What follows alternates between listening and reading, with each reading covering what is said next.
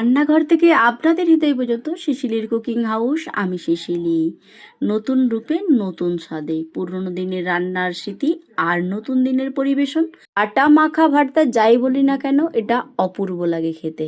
চলুন আজ আপনাদের তুলে ধরি একটা ভালো রেসিপি। পাকা কাঁঠাল তো বাড়িতে এসেছিল, তারই বীজ গুছিয়ে রেখেছিলাম ফ্রিজের মধ্যে। আজ ইচ্ছে হলো এটা খাওয়ার। এই 40খানার মতো কাঁঠালের বীজটা ভালো করে ধুয়ে নিয়ে শুকনো খোলায় এটাকে কি করেছি, একটু গরম করে নিয়েছি। নেওয়ার পরে এই কাঁঠালের যে ওপরের যে একটা আস্তরণ থাকে, ওই ছালটা তুলে দিলাম আর কি। একটু চাপ দিলে এটা ছাড়ানো যায়। তো সব কটা ছাড়ানো হয়ে গেছে। এরপর প্রেশার কুকারের মধ্যে কাঁঠালের বীজগুলো দিয়ে দিলাম। আর এমনিও সেদ্ধ করা যায়, তো অনেকটা টাইম লাগে। আমার প্রেশার কুকারের সেদ্ধটা বেশ ভালো লাগে খেতে আর কি। তো দিয়ে দিলাম পরিমাণ মতো নুন আর অল্প জল দিয়ে 3 থেকে 4টে সিটি দেবো। সিটি হতে থাক, এরই ফাঁকে গ্যাস চালিয়ে কড়াই বসিয়ে 3 থেকে 4 চামচের মতো সর্ষের তেল দিয়ে দিলাম। আর বেশ 7-8টার মতো রসুনের কোয়া দিয়ে দিলাম। 2টো পেঁয়াজ দিয়ে দিলাম।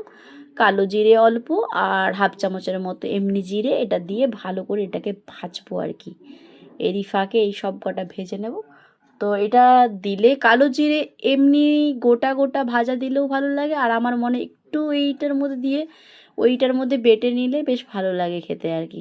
তো সব কটা লালচে লালচে মতো এইভাবে ভেজে নেব আর কি। আর কাঁঠালের বীজ আমরা ঠাকুমা কী করতো, মুড়ি ভাজার পরে যে বালি থাকতো না, গরম বালির মধ্যে এটাকে আমার ঠাকুমা কী করতো, ভেজে দিত আর কি।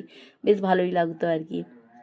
আর দিয়ে দিলাম কাঁচা লঙ্কা এটার মধ্যে দিয়ে, ব্যাস ভাজা ভাজা মতো হয়ে গেছে। এরপর যেটা করছি, এই দেখুন একদম 4টে সিটি দিয়ে দিয়েছি। একদম হাতে দিলে মাখনের মতো মিলিয়ে যাচ্ছে আর কি ভালো লাগে খেতে কাঁঠালের বীজ মাখা খেতে আর কি। তো এটার মধ্যে সব কটা দিয়ে এরপর যেটা করতে হবে, শিলের মধ্যে এটাকে বেটে নেব।